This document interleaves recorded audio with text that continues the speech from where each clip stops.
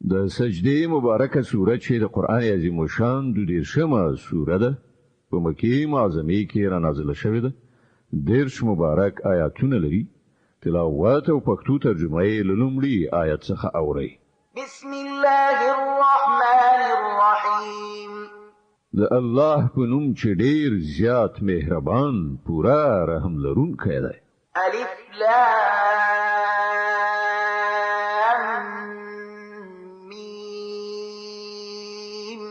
تنزيل الكتاب لا ريب فيه من رب العالمين. الف لام میم. دغه کتاب به شک او به شبهه د عالمانو د پروردگار لخوا نازل شوی دی. ام يقولون افتراه بل هو الحق من ربك لتنذر قوما ما أتاهم من نذير من قبلك لعلهم يهتدون. آیا دوی وایي چې دغه سړی یعنی محمد دا قرآن له خپل ځان جوړ کړی دی؟ نه، بلکې دا حق دی ستاسو پروردگار لخوا، ترڅو چې ته یو داسې قوم ته خبرداري ورکړي چې هغه ته له تاسو څخه مخکې کوم ویرونکی نه دی راغلی، ښایي چې هغوی سمه لاره ومومي. الله الذي خلق السماوات والأرض وما بينهما في 6 أيام ثم استوى على العرش ما لكم من دونه من ولي ولا شفيع أفلا تتذكرون. مغه الله دی چې هغه اسمانونه او ځمکه او هغه ټول شیان چې د هغو په منځ کې دي په شپږو ورځو کې پیدا کړل. له هغه وروسته د خپل سلطنت پر تخت ځلان شو. له هغه پرته نه ستاسې څوک ملاتړ او مرستندوی شته او نه څوک د هغه په وړاندې سپارښت کوونکی. نو آیا تاسې پند نه اخلئ؟ يدبر الأمر من السماء إلى الأرض ثم يعرج إليه في يوم كان مقداره 1000 سنة مما تعدون. هغه اسمانه تر ځمکې پورې د نړۍ چارې اداره کوي او د دې ادارې ریپورت پاس د هغه حضور ته ورځي په یو داسې ورځ چې د هغې اندازه ستاسې د شمیر له مخې 1000 کاله ده. ذلك عالم الغيب والشهادة العزيز الرحيم الذي أحسن كل شيء خلقه وبدأ خلق الإنسان من طين ثم جعل نسله من سلالة من ماء مهين. هغه دی په هر پټ او ښکاره باندې پوهېدونکی برلاسه او مهربان دی. هغه چې هر شی پیدا کړ ډېر ښه پیدا کړ. هغه د انسان د هستونې پیل له پخې شوې خټې څخه وکړ. بیا یې د هغه زوزات له یوې داسې څڅنده جوهر څخه پیدا کړ چې د حقیرو اوبو په څېر دی. ثم سواه ونفخ فيه من روحه وجعل لكم السمع والأبصار والأفئدة قليلا ما تشكرون. بیا یې هغه ته سمون ورکړ، هغه یې بې عیبه بې نیمګړتیا جوړ کړ او په هغه کې د هغه روح ټوکړ او تاسو ته یې غوږونه درکړل، سترګې یې درکړې او زړونه یې درکړل. تاسې بیخي لږ شکر ویستونکي یئ. وقالوا أئذا ضللنا في الأرض أئنا لفي خلق جديد بل هم بلقاء ربهم كافرون. او دغه خلک وایي کله چې موږ په خاوره کې ګډوډ شوي اوسو نو آیا موږ به بیا له نوي سره پیدا کړی شو؟ اصلي خبره دا ده چې دوی له خپل پروردګار سره یو ځای کېدل نه مني. قل يتوفاكم ملك الموت الذي وكل بكم ثم إلى ربكم ترجعون.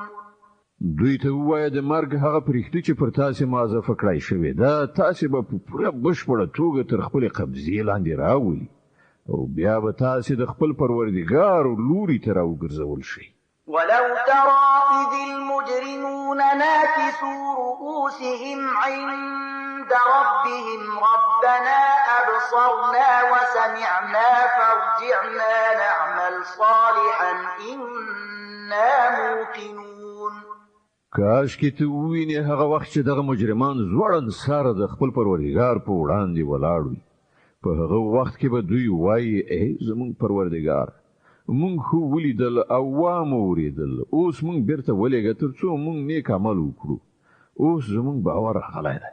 ولو شئنا لآتينا كل نفس هداها ولكن حق القول مني لأملأن جهنم من الجنة والناس أجمعين. جواب کې به وویل شي که مونږ غوښتلای نو لا پخوا به مو هر نفس ته د هغه هدایت ورکړی، خو زما هغه خبره تر سره شوه چې ما ویلي و چې زه به دوزخ له پیریانو او انسانانو ټولو څخه ډک کړم. فذوقوا بما نسيتم لقاء يومكم هذا إنا نسيناكم وذوقوا عذاب الخلد بما كنتم تعملون. نو اوس د خپل دغه عمل خوند وڅکئ چې تاسو د دغه ورځې ملاقات هیر کړ. مونږ اوس تاسو هیر کړی یاست. نو وڅکئ د خپل کړو په مجازات کې د همیشنی عذاب خوند. د سجدې مبارکه سوره چې د قران عظیم شان د 10مه سوره ده په مکه معظمه کې را نازله شوې ده. 10 مبارک آیاتونه لري. تلاوت او پښتو ترجمه یې له 15 آیت څخه اوري. د دې آیت په اوریدلو سره یو د تلاوت سجده واجب کیږي.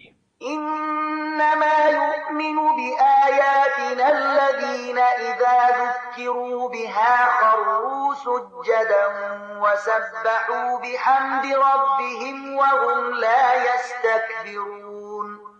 زمون په آیاتونو باندې خو هغه خلک ایمان راوړي چې دغه آیاتونو په اورولو سره چې کله هغه ته نصيحت کیږي نو په سجده پرې وځي او د خپل پروردګار له ثنا ستاینې سره د هغه پاکي بیانوي او لوی نه کوي.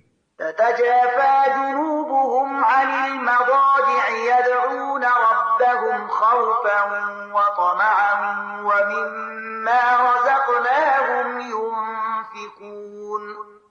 اړخونه له بسترو څخه بیل وي، خپل پروردګار ته له ویرې او هیلې سره خپل غوښتنه وړاندې کوي او څه روزي چې موږ هغه ته ورکړې ده له هغې نه د خدای په لار کې لګښت کوي. فلا تعلم نفس ما أخفي لهم من قرة أعين جزاء بما كانوا يعملون. نو د خوشحالۍ او زیری کوم وسایل چې د هغو عملونو په مکافات کې د هغو لپاره پټ کړای شوي دي هیڅ څوک پرې خبر نه دی. أفمن كان مؤمنا كمن كان فاسقا لا يستوون. نو آیا دا کېدای شي چې څوک چې مؤمن وي هغه د هغه چا په څیر شي چې فاسق وي؟ دغه دواړه نشي برابرېدای.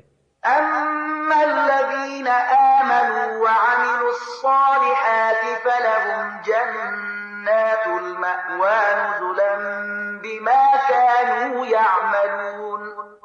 کوم کسانو چې ایمان راوړای دی او غوړه عملونه یې کړی دي د هغو لپاره خو د جنتونو استوګنځای دی د میلمستیا په ډول د هغو د عملونو په بدل کې. وأما الذين فسقوا فمأواهم النار كلما أرادوا أن يخرجوا منها أعيدوا فيها وقيل لهم ذوقوا عذاب النار الذي كنتم به تكذبون. او کوم کسانو چې فسق وره کړی دی د هغو هستوګنځای دوزخ دی. هر کله چې هغوی له هغه نه وتل وغواړي بیرته به په هغه کې وغورځول شي او هغه ته به وویل شي چې اوس د همغه اور د عذاب خوند وڅکئ چې تاسې هغه دروغ ګاڼه. ولنذيقنهم من العذاب الأدنى دون العذاب الأكبر لعلهم يرجعون. له هغه لوی عذاب نه مخکې به موږ په همدې دنیا کې د یو واړه عذاب خوند په دوی باندې څکو ښایي چې دوی د خپل سرکشۍ له کړنلارې نه راواوړي. ومن أظلم ممن ذكر بآيات ربه ثم أعرض عنها إنا من المجرمين منتقمون. او له هغه نه بلوی ظالم څوک وي چې هغه ته د هغه د پروردګار د آیاتونو په وسیله نصیحت وشي او بیا هغه له هغه نه مخ واړوي. له دغه سه مجرمانو نه مونږ غچ اخیستونکي یو. ولقد آتينا موسى الكتاب فلا تكن في مرية من لقائه وجعلناه هدى لبني إسرائيل. لدينا مخکې موږ موسی ته کتاب ورکړی دی، نو باید همغه شی په درکول کېدو کې ستاسو شک نه وي. هغه کتاب موږ د بني اسرائیل لپاره هدایت ګرځولی و. وجعلنا منهم أئمة يهدون بأمرنا لما صبروا وكانوا بآياتنا يوقنون. او کله چې هغوی صبر وکړ او زموږ په آیاتونو باندې باور وکړ، نو په هغو کې موږ داسې لارښوونکي پیدا کړل چې زموږ په امر لارښوونه کوله.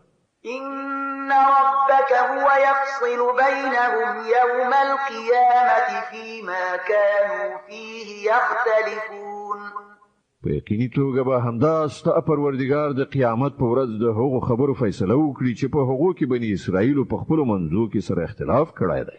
أولم يهد لهم كم أهلكنا من قبلهم من القرون يمشون في مساكنهم إن في ذلك لآيات أفلا يسمعون.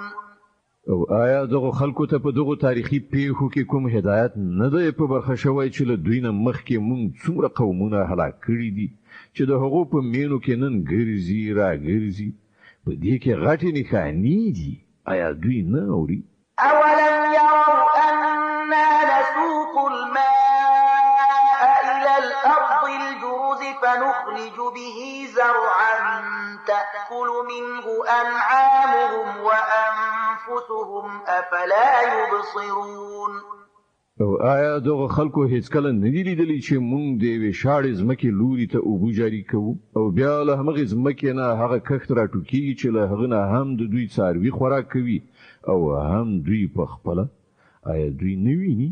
ويقولون متى هذا الفتح إن كنتم صادقين.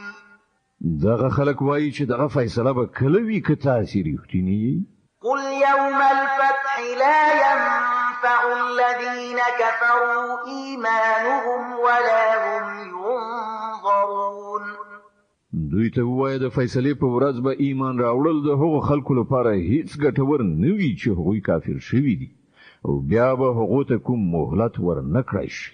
فأعرض عنهم وانتظر إنهم منتظرون. کنه دوی په خپل حال پرېږده او انتظار باسه، دوی هم منتظر دي.